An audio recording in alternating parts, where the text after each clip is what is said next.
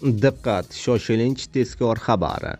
O'zbekistonda pensiya oluvchi fuqarolar uchun hozirgina ajoyib xushxabar rasman e'lon qilindi. Barcha fuqarolar videoni o'tkazib yubormasdan xabardor bo'ling. Assalomu alaykum hurmatli tomoshabinlar, tezkor yangiliklardan birinchilardan bo'lib xabardor bo'lishni istasangiz, videorolik ostiga like tugmachasini bosib qo'yishni unutmang.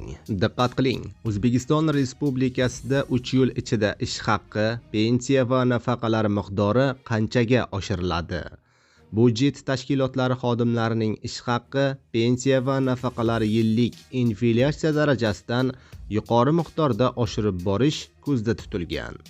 O'zbekistonda 2026-yilda davlat xodimlari ish haqi, pensiya va nafaqalar miqdori kamida 6-7% ga oshiriladi. Bu haqida Iqtisodiyot va Moliya vazirligi e'lon qilgan fiskal strategiyada yozilgan.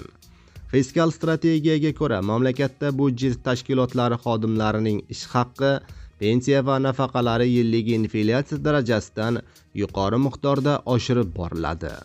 Qayd etilishicha, joriy yilda yillik inflyatsiya darajasi 8% bo'lishi kutilmoqda. Shunga mos ravishda iyuldan pensiya va nafaqalar, avgustdan esa ish haqlari 10% ga oshirildi. 2026-yilda O'zbekistonda yillik inflyatsiya darajasi 6-7% bo'lishi tashkil etilmoqda. Ya'ni prognoz qilindi. Bu ish haqi, pensiya va nafaqalar miqdori ham kamida shuncha ko'tariladi degani. Vazirlik taxminlarida mamlakatda 2027-yildan inflyatsiya darajasi 5-6% ga, 2028-yildan esa 5% bo'lishi kutilmoqda. Mazkur ko'rsatkichlar ham ish haqi, pensiya va nafaqalar kamida 6 yoki 5% ga oshirilishini anglatadi. Fiskal strategiyada respublikada davlat xodimlarining ish haqi 1% oshirilsa, budjet xarajatidan 1,7 trillion so'm ko'payishi qayd etiladi.